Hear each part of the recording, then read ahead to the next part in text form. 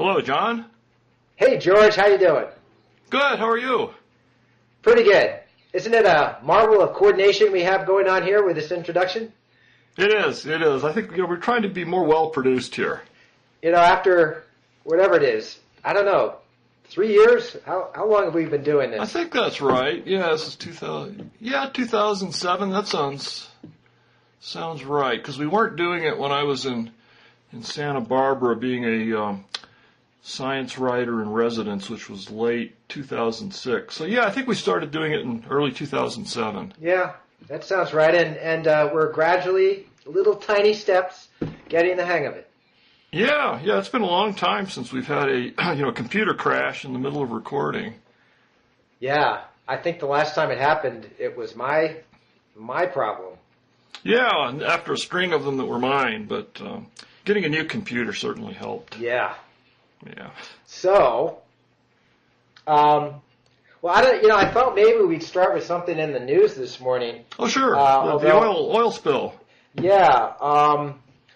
Which is, it's horrible. It really looks like it could be one of the worst in history. But there was. Yeah. I mean, I guess so far it's not. It hasn't reached Exxon Valdez proportions. Yeah. There was a piece in the Times that, depending on your perspective, could be viewed as very courageous or callous, because it tried to put this spill in perspective and said that it may turn out to be not that bad, and certainly not as bad as some other big spills like the Exxon Valdez. No, it's true. I mean, I thought that was a really good piece, because it's so easy to just... I mean, you get into your late 50s, and how many times have you heard that something just happened and it's going to be this environmental disaster of unprecedented proportions? Yeah. And a lot of times they're really bad, but, and there's things like Chernobyl, which you can't really put in too good a light, but, still, usually these things aren't as bad as they seem right at first, and nature is more resilient than you would suspect, and our technology a little better than you might fear in alleviating some of this stuff. But certainly you want to err on the side of caution. Yeah. On the other hand, I actually had, I think I mentioned the last time we spoke that the great oceanographer Sylvia Earle was coming to Stevens to speak, and she came, I guess it was 2 weeks ago now, and somebody asked her, it was mainly positive about all the wonderful things that these young scientists and engineers could do to help monitor the ocean, find out what its current state is, and try to improve it in the future. And somebody brought up the Louisiana spill, which had just begun then. Oh, right. And everybody was wondering when it's going to hit the shoreline. And she said, I know that the impact will be really bad when it hits the shore, but it is destructive right now. Exactly. That's the thing. From our anthropomorphic perspective, it's like, oh God, what if it hits the shoreline, since we're land dwellers? But yeah, I mean, and it was interesting reading. You pointed me to that piece in Scientific American about the toxic effects of the dispersants and these chemicals they use to break up the oil slick and try to get it to basically break the surface and turn it into little globs that sink, so they don't come ashore, but then they sink on the ocean bottom and enter into the food chain with the bottom feeders and the phytoplankton and things. Yeah, so, that was a disturbing piece. It says that there's a quote from a guy who's with an organization called the Marine Programs for Defenders of Wildlife, and he said that the dispersants are in some ways more toxic, more damaging to marine life than the oil. And I remember that Marguerite Holloway, a science writer whom I think you know, at Scientific American, did a piece on the environmental effects of the Exxon Valdez oil spill for Scientific American. I think this is in 1991, and I edited the piece, so I remember it pretty well. And it was becoming clear a couple of years after the spill that in some ways the cleanup was as damaging as the spill itself. Because they used a lot of these dispersants, and they also, they wanted to have pictures that showed how much they were doing to get rid of the oil. So they took these high-powered hoses and just scoured all the shoreline with them, and it essentially sterilized the shoreline. Yeah. The hoses did more damage than the oil had done originally. Yeah. Well, yeah, that's the inverse to what I was saying before. It's easy to be too optimistic about our technologies, and it's amazing that we have all these oil dispersants and skimmers and these mechanical and chemical devices to try to offset some of the damage, but then again, you might just be shifting it somewhere else or even causing more. Yeah, I remember... Well, again, it's another argument against hydrocarbons and relying on those instead of those nice, clean nuclear power plants. I figured you were going to get that in, George. I'm leaning towards nuclear more now. I won't go into that. Yeah, you did that discussion with the genuine nuclear engineer, right? Yeah, I just did that last week, so maybe I'll put a link I haven't had a chance to see that yet. Did he persuade you? He was about as persuasive as somebody can be. He's really got me thinking twice about nuclear energy and seeing it as an important part of promoting security in the future, because it promotes a reliable source of energy and gets us away from, especially from oil, which tends to be concentrated in these unstable regions around the world, and obviously has these great environmental risks. But one thing I realized we didn't get into when we were talking, I was emphasizing anyway how many people were killed in these coal mining disasters, but of course uranium is mined too, and there was the case of the Navajo uranium miners in New Mexico and Arizona, and the lung cancer cases from radon exposure after that.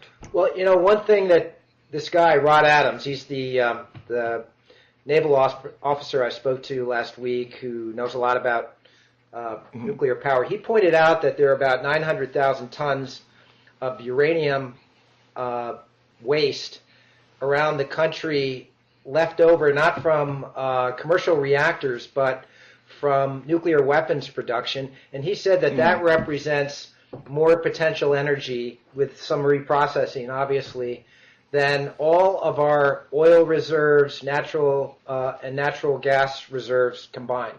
Wow. So yeah, that's quite a statistic. Yeah, in principle, we wouldn't have to do any more mining. That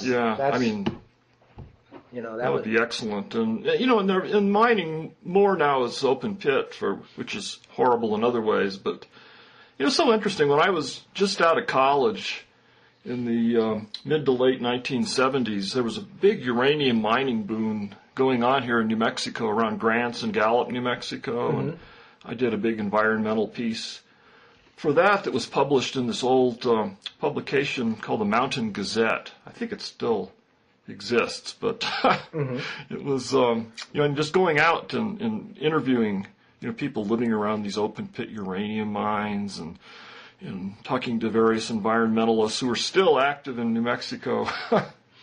It was interesting. I realized that today when I found some of my old articles in a box, and then I realized that some of these same names are people I read about in the local paper today. But, back then, it just really looked like, this was before 3 Mile Island, and that this was going to be this huge part of New Mexico's economy, was going to be selling yellow cake uranium. And, and then before long, that was just completely off the map. And now there's all these old tailings ponds and things that, sometimes they have a breach because of a, flood dam that breaks, and earth and flood dam. And this stuff's not highly radioactive at all, but it's definitely not something you want in your water system. Right. It's all these trade-offs. Well, I wanted to, since you're reminiscing about a story you did a while back, I just wanted to mention that in 1991, when I was still at Scientific American, I went to Saudi Arabia and then Kuwait to cover the environmental effects of the first Gulf War. So if you remember Saddam Hussein, the guy really was a monster. He was just a total asshole, because he's leaving Kuwait, and he's gotten his ass kicked, and as a parting present, he sets fire to most of the oil wells in Kuwait, and he releases all the oil that was stored in ports along the coast right into the Gulf. That was one of the worst oil. I mean, not really. I guess it's still called a spill when you do it deliberately. That is the worst by far. Yeah, that was the worst. Okay. So that was about like that Mexico well that blew. Yeah, I think that was about. Let's see. That was more than 10 times bigger than the previous biggest, which was a 1979 spill in the Gulf of Mexico. I'm not sure how you pronounce this. Ixtoc? I-X-T? Yeah, right. I don't know how to pronounce it either, but I know which one you mean. So it was 36 billion gallons that was spilled into the Gulf, and it was when I went there. A lot of the oil had washed up on the shore of Saudi Arabia, and so I went along the shoreline and looked at the damage there, and it was so horrible that the oil out in the water was about 6 inches deep. It was just, it was almost like a parking lot, this like asphalt resting on top of the water. And then when it came up on the beach, it was the same way, really thick and gooey, and it was so thick that they could literally pump it right off the top of the water, and they were putting it in these giant pools that they had excavated in the desert, and it looked like it would never disperse. I mean, it just looked permanent. But actually, within 3 years, there was a big international study. There, it had pretty much dispersed. Now, of course, this is an ecosystem that is much less complex. I mean, it's basically desert bordering the Persian Gulf, with some grasses and scrub trees. Nothing like the complicated ecosystem, the wetlands of the Louisiana Gulf. Yeah. But it is remarkable that it cleaned up very quickly. And, and by the way, and it's also it's good to remember that a certain amount of chronic low level oil spill into these bodies of salt water it happens constantly. Yes. All the oil doesn't come from wells that we dig into offshore wells where we pump it up and then some of it leaks out or spills out during a break or an explosion. But the oil is always seeping into the water, and if you walk along like the beach in Santa Barbara, I remember when I first got there to the Kavli Institute to be science writer in residence, they had these little signs just asking if you walked on the beach to please to wipe the oil or the tar off your shoes before you came in so you didn't mess up the carpet. Wow, that was all. They have all these offshore wells out there. It's true, but then from what I was reading, they were at least claiming that a lot of this tar was from natural secretion. And that was true because you could see places if you walked along parts of the coast there where oil was just naturally, oozing out, very very slowly seeping from the ground. Yeah. Oh, I'll mention one more. Just one more story from my from my Persian Gulf trip. I had all these people who were supposed to take me around in Kuwait, and all my contacts fell through. They had just left the country for one reason or another. So I actually had to hitchhike up from Saudi Arabia into Kuwait to get there. Wow. And this is just like 5 months after the war had ended, and it was still heavily militarized. And the oil fires were burning. And I actually got a ride from 2 young Kuwaiti guys who were returning for the first time back to Kuwait City. They'd been hiding out in Saudi Arabia. And it was a beautiful sunny day, bright sun overhead, but you could see this huge dark cloud on the horizon from the oil fires burning with these flares. I mean, it was really a hellish scene. And then as we drove north up to Kuwait City, we eventually came under that cloud. And I remember I was sitting in the back, I was taking notes, and at one point it became so dark that I could not see what I was writing on the notepad a foot away from my face. Wow. It was amazing, and the air, of course, was horrible. It was very sulfuric, and it hurt your lungs to breathe. And I remember at that time there were some people, especially Carl Sagan, who were saying that this could be a global climate catastrophe that the smoke from the fires could bring on nuclear winter. Something. All right, the equivalent. The equivalent of nuclear winter, which was this catastrophic cooling of the Earth that Carl Sagan had said would result from all the fallout being spewed into the sky from a big nuclear war that would eventually kill all life on Earth. So there were some of these really dire environmental more scenarios. of these unprecedented environmental calamities. Yes. And none of that, obviously, none of that happened. The fires were put out much more quickly than anybody expected. And but I tell you, when I was there, right in the middle of it, it's easy to believe. Yes, yeah, very, I bet. Very easy to believe. Well, yeah, I guess the danger is not becoming complacent in our old age. Right. We haven't seen these environmental disasters yet, and maybe it's Gaia taking care of itself, George. Well, maybe if you look at that in a totally non-mystical way, meaning there's all these interlocked systems, and are looking at it as another word for regression toward the mean. Yeah.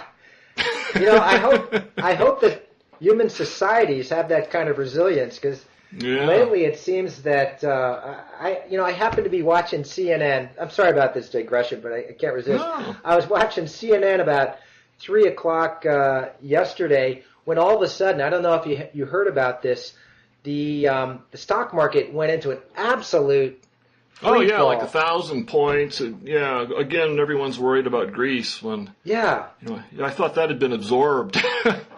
But no. But it was and then crazy. It rebounded. Yes. And then it rebounded. But now, I just was looking this morning and it's down. And once again, you can chance to kick yourself for not selling at the peak. Right. That way madness lies. Yeah. But again, regression toward the mean. Yeah. So maybe human systems. Things tend to tend toward the average. Right. Okay. And in this case, that's a good thing, right? Yeah.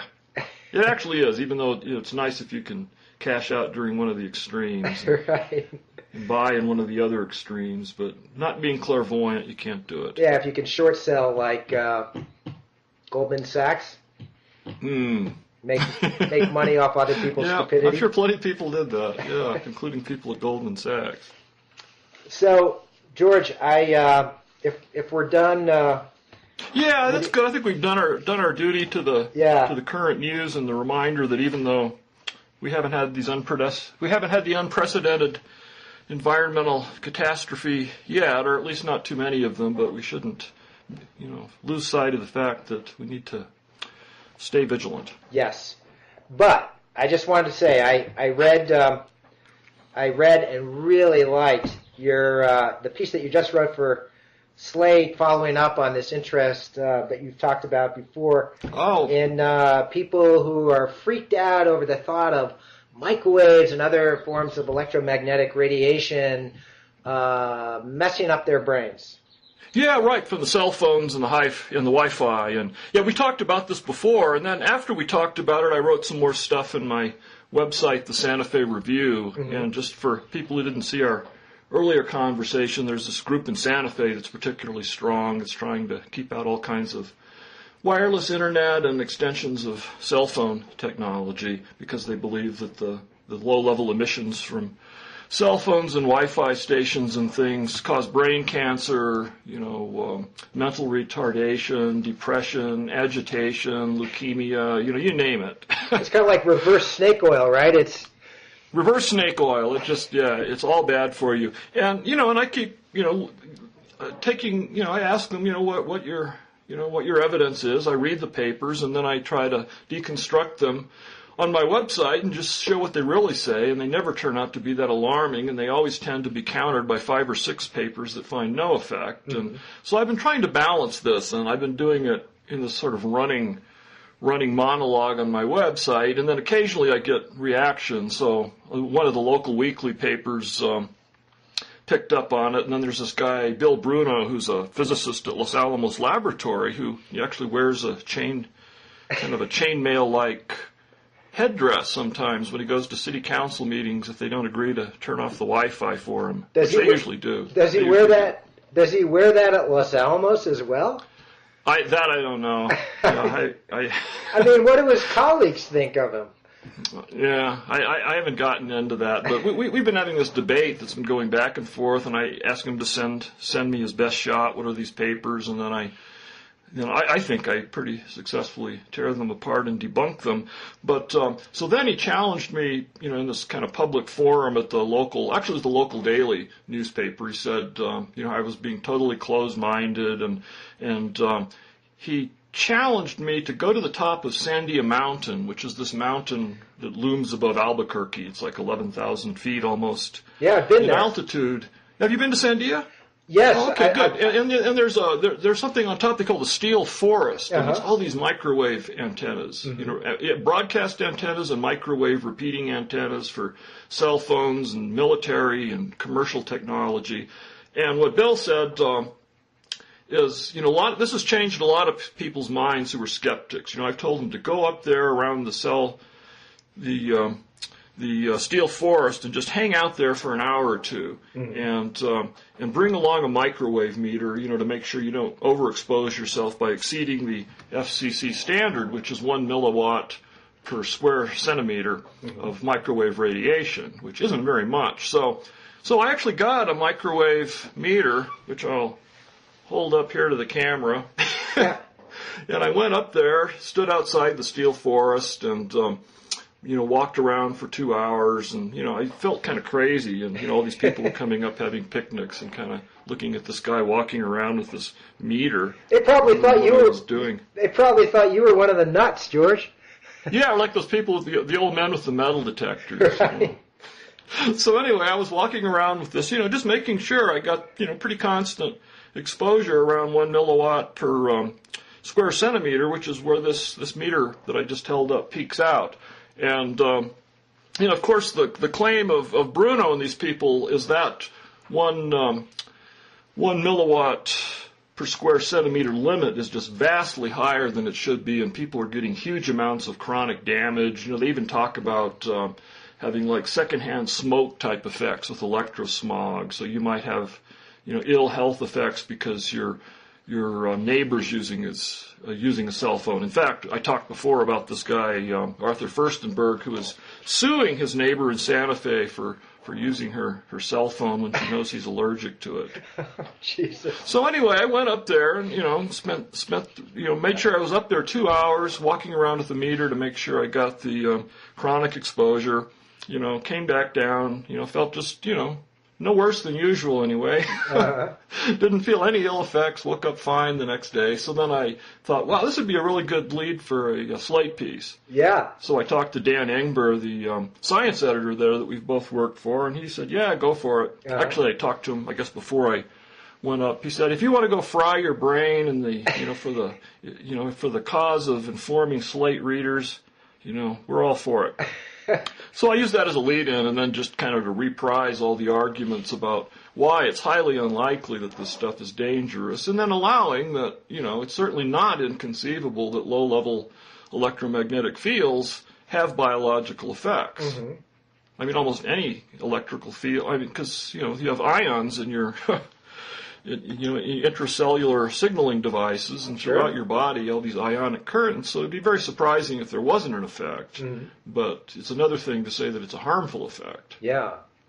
So then toward the end of the article, I started measuring things around my house, and I walked around with my trusty meter, and I have like three Wi-Fi stations set up, sometimes 4, so I can get coverage in every room of my house. Mm-hmm. That shows you how powerful this stuff is if you have to have 4 of these stations, because the waves just don't penetrate anything. Mm-hmm. I mean, they do, because I can reach, I can get a signal downstairs from my station upstairs, but if I go into the next room on the other side of this big thick adobe wall, I don't get anything, so I have to have another station on that side of the house.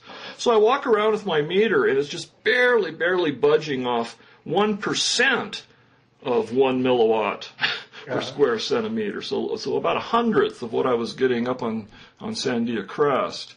And then I thought, well, I really want to see this, make sure the meter's moving, so I checked the battery. And then I put my cell phone on top of the meter, like this, and then I called it. And, actually, you don't have another phone line, do you? I do. Oh, okay. You want to call my cell phone here? Yeah, sure. Yeah, okay. This will make a good audio. Let me turn it on.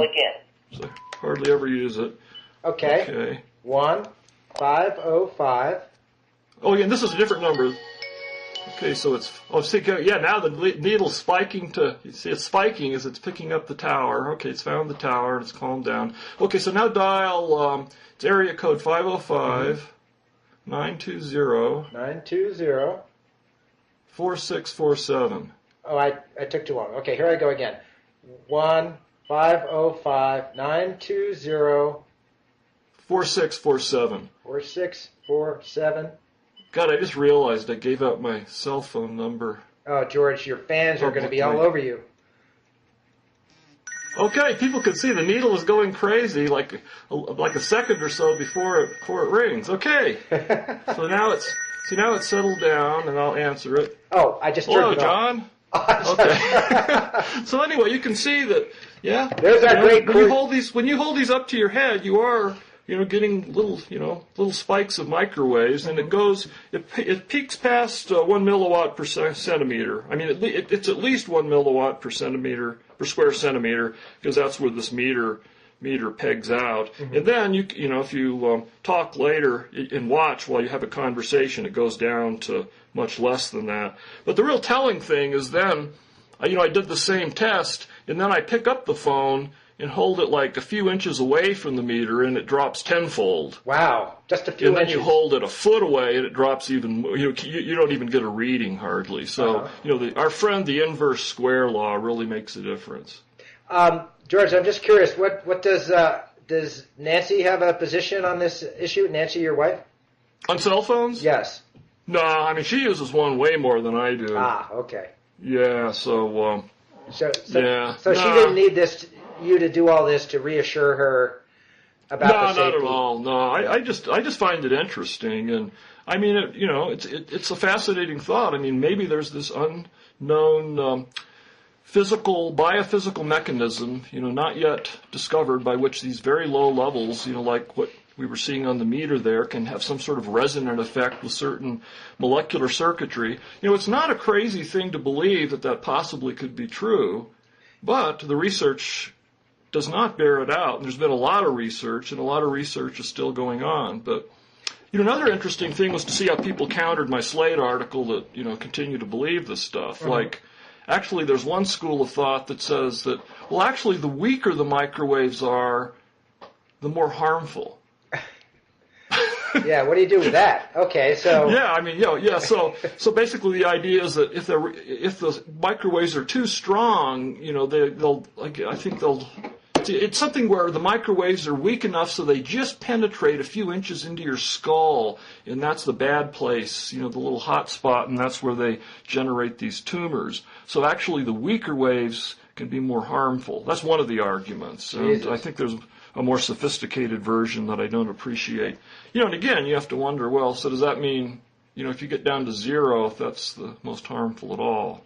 It reminds me a little bit, the kind of hand-waving arguments for how this must have an effect reminds me a little of some of the arguments by the more sophisticated proponents of extrasensory perception, for example. Right, it's very, very similar. Yeah. That they come up with these kinds of quasi-theories for how there could be this form of electromagnetic radiation because our brains are very sensitive receivers and can also be transmitters of radiation that is transmitting information, and science just hasn't caught up to it yet, but it will eventually. Right. Yeah, you can always the cold fusion. It's very similar to the cold fusion. Yeah. Fusion holdouts, and also to creationists who discount carbon dating because they say, well, how do we know that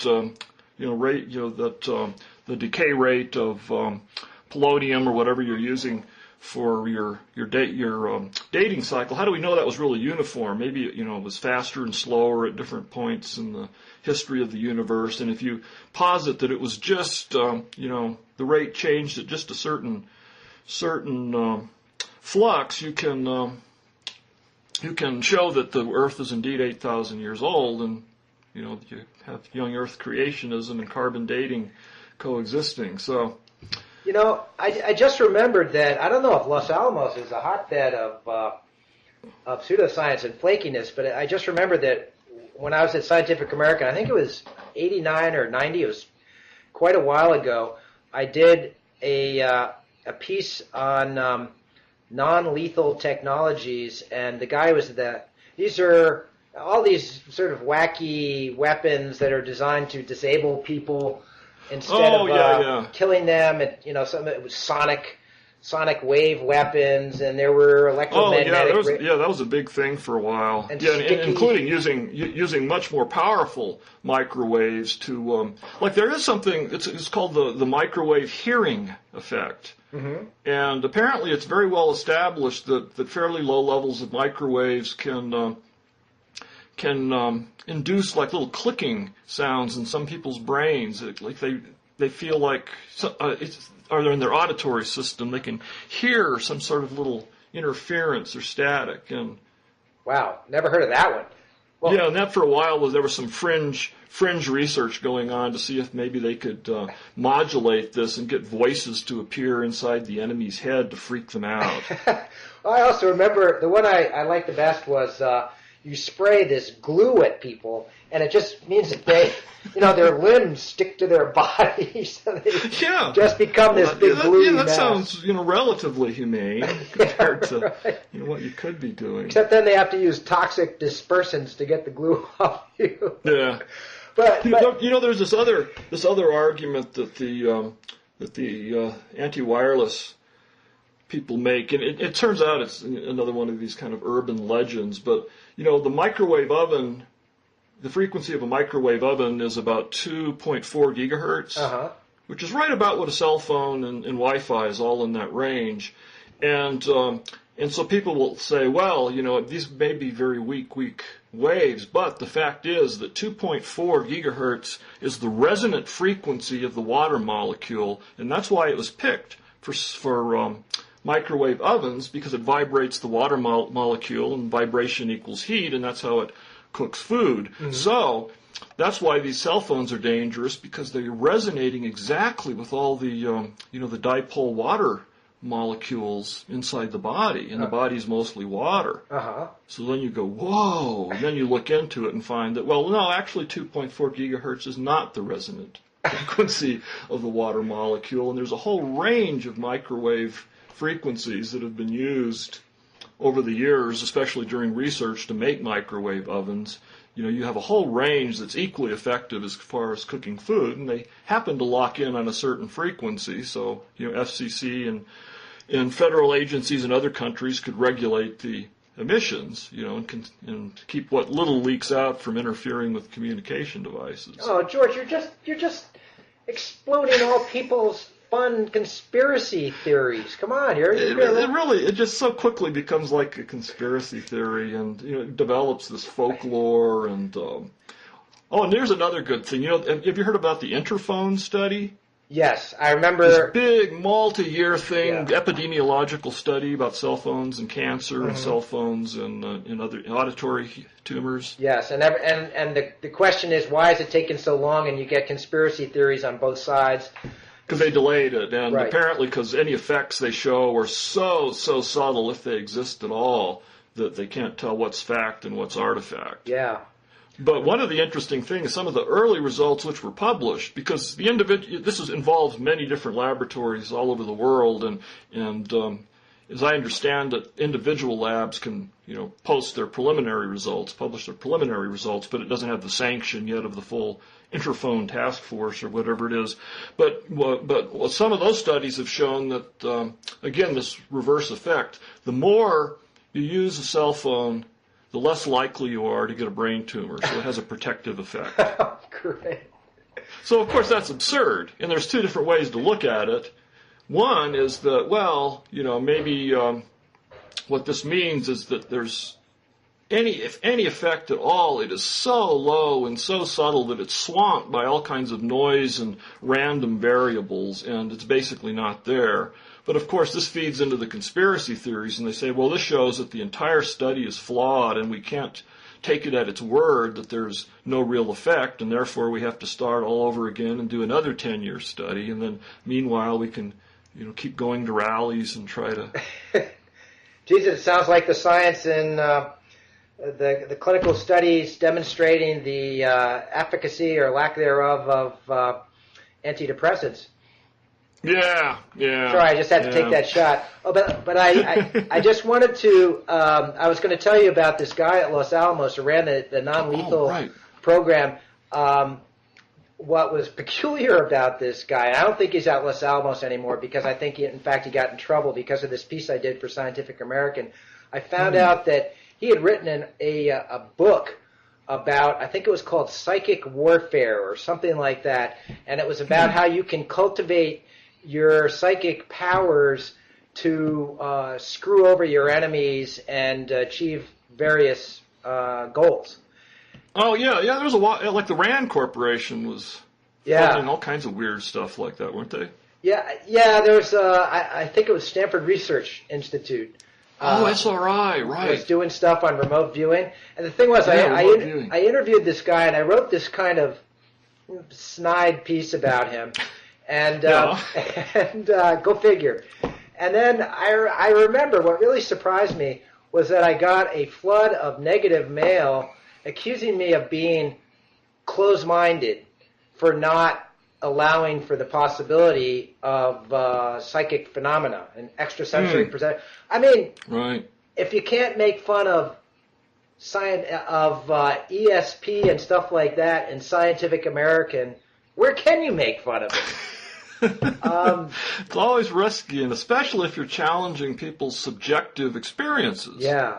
I mean, you can't do that. These people say, I don't care what you tell me, what studies you point me to. The fact is, I feel like hell all the time, and it's gotten worse since all these cell phones started proliferating along with all this Wi-Fi. Yeah. And you talk to them, and they probably recognize that that's not a rational argument. Yeah.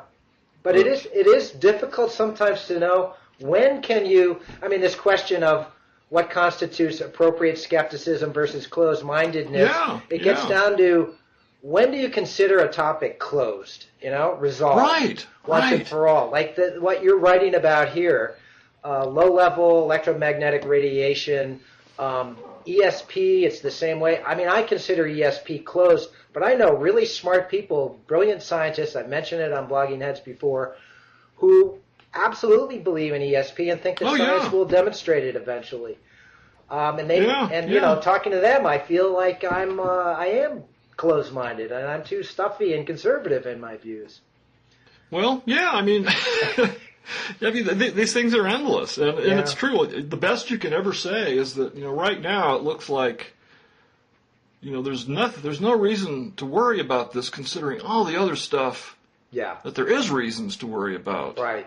Like it's really dangerous to talk on your cell phone with a prop between your ear and your shoulder while you're driving a vehicle down the street. Yeah. Like a 2-ton vehicle. That is dangerous, both for you and both for everyone else. It's a public health hazard. It's dangerous to ride a bicycle without a helmet. But, then you have to think of the trade-off. It's also a lot more pleasant to ride a bicycle without a helmet and feel the wind in your hair and all that. But, you're making a trade-off, and there's a real danger there. But if you're going to start worrying about microwaves from cell phones, there's just no end to it. The bicycle helmet thing, you just reminded me of, the writer Edward Tenner. He's kind of an historian of technology. He wrote, right. I think Why Things Bite Back, or When Bite Things Back, yeah. Yeah, and one of the factoids I remember from that book, and I'm sure the Blogging Heads folks will correct me if I'm wrong, was that people who wear bicycle helmets have a higher rate of accident than people who do not wear bicycle helmets. Because it obstructs their vision, or it's very hard to say. It might change it might make them more reckless in the way that they ride their bicycles. And of course, it's the same thing with the introduction of plastic helmets in football. That it's encouraged much more violent collisions between players, and so the rate of injury since the introduction of plastic helmets is much higher. The rate of head injuries and spine compression injuries and those sorts of things is much higher than it was before. That's interesting. I didn't know that. Yeah. So things bite back. Yeah. But hey, listen, I know you wanted to, and I would like to talk about, speaking of when things bite back, you sent me a link to the piece on the pesticide Roundup. Oh, right, and the pesticide, herbicide-resistant weeds. Yeah, so you want to, which is really, yeah, that's I think interesting. It was a piece in the Times that was very good, and that was followed up by this really excellent forum. My friend Katie Roberts at the New York Times puts these things together. Where they have a 5-6 way debate. Not really a debate, because each person just has a few paragraphs to have their say about various subjects in the news. And this was about crops and herbicides, and the argument that the evidence that glyphosate, which is sold as Roundup, which you can buy at Home Depot, and people use it to kill weeds. That all these weeds, especially the amaranth, this horrible pigweed stuff that I'm fighting constantly in my own property, has become in many states resistant to glyphosate, which was their big enemy against it, and as a result, farmers are having to go back to mechanical tilling, and it was a very interesting debate, because on one hand you could say, well, that just shows you shouldn't use these chemical herbicides, it's all bad, we should have this nice organic farming, and then you get the counter arguments from people pointing out that really for world farming and increasing production and creating enough food to try to feed the world, if you can get it to the right places, that glyphosate was just a godsend. Yeah. In controlling weeds, and that now the thing is to come up with a variation of glyphosate. I mean, they already have, that the weeds are not resistant to, and it's just going to be constantly this evolutionary arms race. Yeah, I mean, what's fascinating about it is that now one of the consequences of these super weeds that are produced by this stuff is that some farmers are being forced to go back to these older agricultural methods, like constant plowing, to get rid of the weeds that are really reducing the productivity of their farming. And that's much more energy intensive. Yeah. So you're using more fossil fuels to run this machinery. Yeah. So it's it's another of these trade-offs. Things bite back. The story really struck me because 2 days before reading it, I was out at this. We have like a couple of acres west of town where my wife keeps her horses. Mm-hmm. And since we bought it a year ago, I've been locked in this battle against just the most pernicious weeds. They're just horrible. And I use everything. I use herbicides, but I don't use glyphosate, because the bad stuff about Roundup, is it really kills everything. Huh. As far as plant and vegetable matter, and even beneficial insects, as I recall, and I think I've heard that it's bad for butterflies and ladybugs. Yeah. And I've read that. I'm not sure how well established that is, so I don't want to say one way or the other, but I just know it kills all kinds of plants. So I don't want to use it, because we have these tufts of grama grass and muley ring grass that are natural vegetation, but from a century of overgrazing, that it's just in patches, and then there's all these weeds that grow up in between, and having horses around doesn't help that a bit. So, but I was just really impressed at how sophisticated weed science has become. In fact, I've been reading a book here called Fundamentals of Weed Science. Oh my God, George, and you're such a nerd. The stuff that I've been using is called triclopyr, and it only kills. There's dicots and monocots. Mm-hmm. Yeah, and a monocot is like grasses, and I don't want to kill grasses, and this stuff leaves the monocots alone, but it interferes with this very basic growth regulatory system on the cellular level with dicots, which include most broadleaf weeds. And I was reading how it works, and there's this growth hormone in plants called auxin, AUXIN, and in triclopyr and these other related herbicides, the very selective ones, they work by interfering with the auxin pathway. And some work by mimicking auxin molecules, and they concentrate in the part of the plant part of the plant cell called the meristem. Mm-hmm. The part of the plant tissue called the meristem. And the meristem is like stem cells in animal biology. So this is where the cells are produced. And normally, they're very tightly, carefully, almost mathematically orchestrated by the genome, so you get the nice spiraling Fibonacci patterns of leaves and things. And then you hit them with some triclopyr, and that gets down in the meristem, and then the whole process goes crazy, and you see these plants, and they just get all weirdly distorted and twisted, and then if you give enough of it, they'll die, but you'll spare the grasses. So I spent weeks, day here, day there, spraying triclopyr on all this stuff. There's this real nasty weed called flicksweed, like tall yellow wild mustard, and then none of it died. Mm-hmm.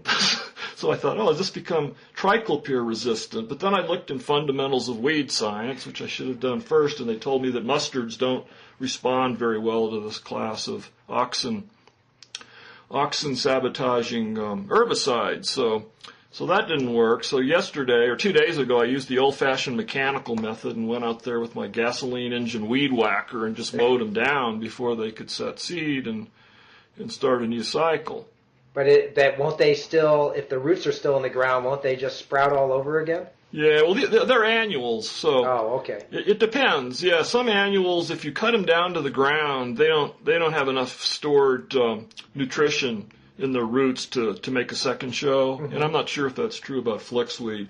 Others, you can cut them down and they'll just keep coming back. And then there's really nasty weeds, these perennials. Like there's this stuff called horehound. Mm-hmm. Oh, God. Like as in horehound cough drops. What a great name. But it's this really awful mint, and it's almost impossible to kill. I use fire on that. Fire? Jesus. Yeah, I got a big weed burner. It's like a blowtorch, except it's really long. Uh-huh. And you put a propane tank on it and walk around and singe the stuff. And usually you don't have to actually burn it, but you singe the leaves and that kills it. Wow, what a war. But then there's other weeds. I burned this one patch of weeds with this stuff. You'll spend like an hour just going methodically over and burning this stuff. And that didn't phase it. I sprayed it with triclopyr. That didn't phase it. So it's really a battle, I guess, is what I'm trying to say. But I find the science of it fascinating, and the fact that this whole evolutionary process, and the fact that the weeds are adapting to me. Yeah, there's another pretty important piece of evidence for evolution to shove in the faces of the right. The creationists that they're not, although obviously they won't be impressed by this. No, yeah, because it's all within. It's as long as it's within, as long as you don't jump species now. Most of them I think accept that you can have evolution or change within one species, but you can't get new ones. That's what drives them crazy. Well, George, what's your position on? It seems to me that this does show the danger of having sort of all your eggs in one basket kind of agriculture. Well, monoculture. Yeah. And, Michael Pollan's written a lot of good stuff about that. Yeah. Like in his, his Biology of Desire. Mm-hmm. That's a great book. Yeah. There's obviously better ways to do things, and if we could start over back at the beginning of the 19th century, agricultural industry probably would have developed differently, but we're kind of locked into this point where we have to produce very efficiently all this food on a certain finite amount of land. Yeah. And then hooked on this technology that, they probably will. They'll come up with, the next great herbicide to replace Roundup, just like they, come up with new antibiotics, and it'll just keep going and going and going. But I think it is useful to be humbled by some of these unanticipated consequences, although I guess some people, as Pollan points out in the story that you mentioned in the Times, did anticipate these consequences of Roundup. It reminds. Yeah, it's obvious. I don't think anyone. If you went to anyone, is it Dow Chemical that makes that? Monsanto. Yeah, I'm sure if you'd gone to anyone in the beginning and pressed them on that, it's obviously that's going to happen. Yeah.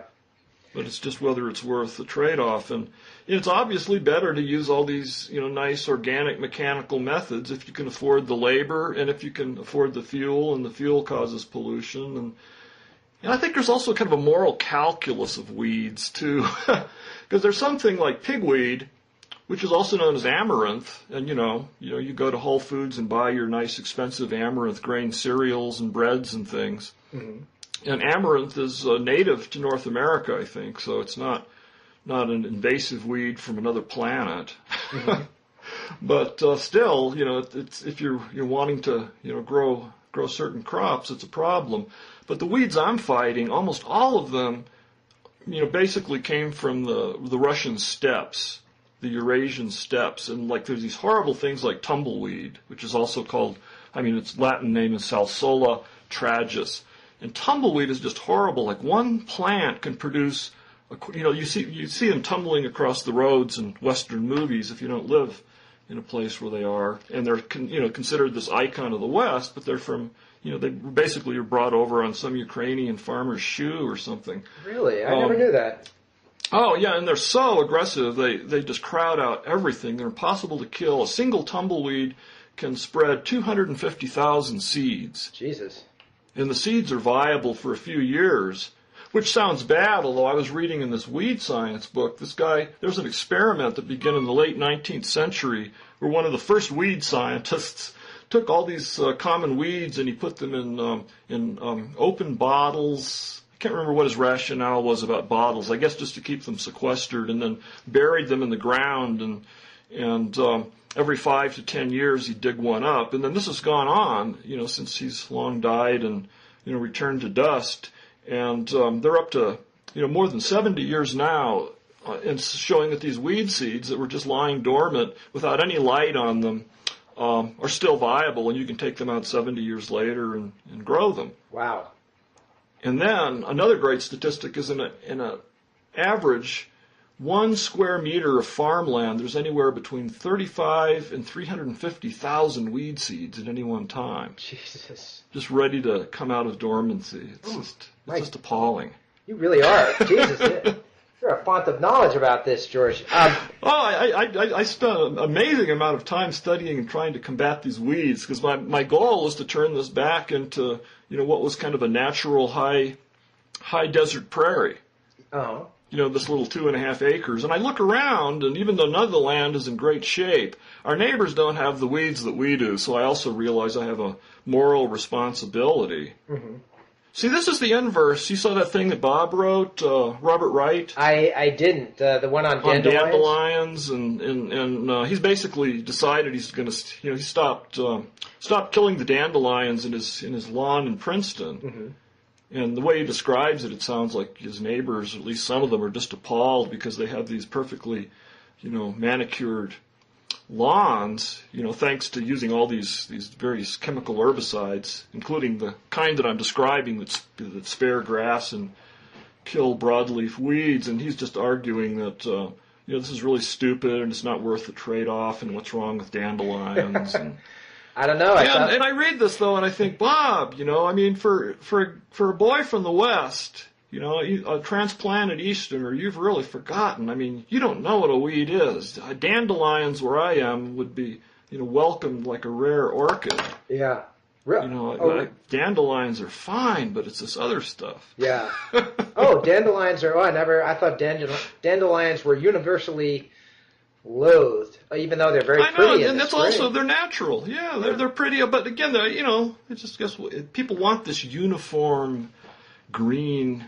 See, that's another thing that's kind of foreign to me, because being in Santa Fe, people tend not to have lawns. Mm-hmm. No one in my neighborhood has lawns, and partly because you don't want to use the water, but also because there's all this kind of really nice natural, xeric vegetation, and some not natural, like there's a lot of plants that were imported from South Africa that people grow, like these really nice decorative ice plants and things, and so people don't really have lawns here, right? And we're fighting like a much more pernicious level of weed than dandelion. So this is how I justify using chemicals and fire and whatever it takes. It really, I hope you not offended when I say I find it very amusing to imagine you in this vicious battle against the weeds, even with a flamethrower, for God's sake. Battling pseudoscience and battling weeds out there in Santa Fe. George, good for you. Yeah, I got to get someone to take a video of me. The weed whacker's the most fun, though.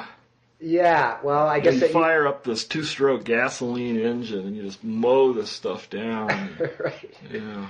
You know, the weirdest invasive species story I ever did was for Scientific American. I think it was back in '89 or '90 on the cane toad infestation of Australia.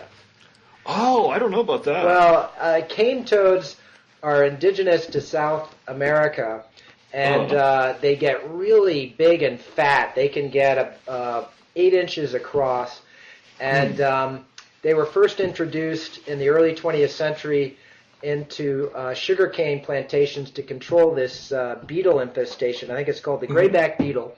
And that worked reasonably well, but only for a very short time. And then they were introduced into cane plantations in Australia in the 30s. And then the toads had no natural predators, and the population exploded. It just took off. And by the late 1980s, when I found out about this story, they had become a huge nuisance. And they're just overrunning the country. They're always hopping across the road, and they're big enough that when you run over them with a car, it's really disgusting. Also, these toads they secrete a hallucinogenic goo out of their Wow. woods, and so apparently I think this might have been urban legend, but some hippies were apparently skinning them, and they boil them and drink the tea and get really high. And then some dogs apparently were deliberately licking the toads because they would get they'd get high off them. Oh, wow. So it's becoming so you have these crazed dogs, you know. Right. And then crazed on hallucinogens. Yeah. So people in Australia were organizing these parties where they'd go out with cricket bats and golf clubs and just try to smash as many cane toads to death as possible. And then some were trying to turn this problem into an asset. And I remember I found out about some people who were trying to create a factory in which they'd take cane toad skins and turn them into wallets and ladies' handbags. And apparently the resourcefulness of the human race. Anyway, none of this has worked. I just checked. Cane toads are still a huge problem in Australia. Just totally. And tumbleweeds too, apparently. Yeah. Oh, really? Yeah, and the jackrabbit, that was the first big invader, right? Yes. In Australia. Again, I guess because there aren't. I don't know if they don't have.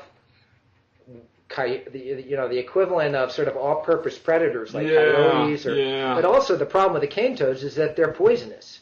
You lick them and you might get high, but if you eat a whole cane toad, you'll die. It's got a drug in it called bufotenine. So if they did have a predator, the predators wouldn't last too long. That's right. Which is why they just took off. Well, at some point, the whole world is just going to become homogeneous as far as weeds, just as it is with memes and everything else. So. Yeah, and how human beings we're the ultimate invasive species. Yeah. Especially white Europeans. Yeah, that's true. We don't stay in our place. Yeah, too late now. Then we expect these weeds to do that. Right. Well, I'm getting ready to start battling, like here in town in Santa Fe, the most common deciduous shade tree is the Siberian elm. Uh-huh. And you can tell just from the name that that's not good. So the classic elm is... Classic elms are pretty nice, yeah. And those are basically almost extinct, I think, in the United States now. Yeah, right. And Dutch elm, and they have the Dutch elm disease problem. Yeah. Siberian elms naturally evolved in Siberia. Mm-hmm. So, and they were actually imported into New Mexico early in the 1900s by a mayor of Albuquerque named Clyde Tingley. He just thought, I've heard these trees, grow really, really fast and they spread really quickly, and we need to have shade in Albuquerque. Uh-huh. So he brought some of these in, and now they're all over the state. And every year, like right now, if I look out my window, I see one of them, and they get all these little round papery seed pods. Uh-huh. And then all at once, like several million of them will blow into your yard. These are all from the neighbors, because I've since removed all my Siberian elms over the last 15 years. And then, an amazingly large percent of them start sprouting. So you have all these tiny little elms, sprouting in the nooks and crannies all over your yard. And if you wait until they're just a few inches tall, they have a root that's so strong and so deep that usually they break off, mm-hmm. and those come right back. So it's a constant problem. It reminds me, I did a story on, or I did some research anyway, on the attempts to preserve the Everglades about, mm-hmm. 5 years ago or so. And I remember that there was a tree in the Everglades that I think it had been introduced because it helped to kind of solidify swampy land, something like that. Mm-hmm. And so these were planted all across the Everglades, and they just took off like crazy. And it turned out that this tree secretes some kind of toxin from its roots that kills all other plants. Oh yeah, they do their own little chemo warfare. Yeah, and so now this is now the conservationists realize that this is a disaster. It's become extremely destructive, and they're spending millions of dollars a year yanking these things out of the ground, which they deliberately planted many decades ago. Yeah. Just another case of human folly, George. Yeah, there's no end to it. No, I guess we're running out of time, so I won't even get into the salt cedar problem.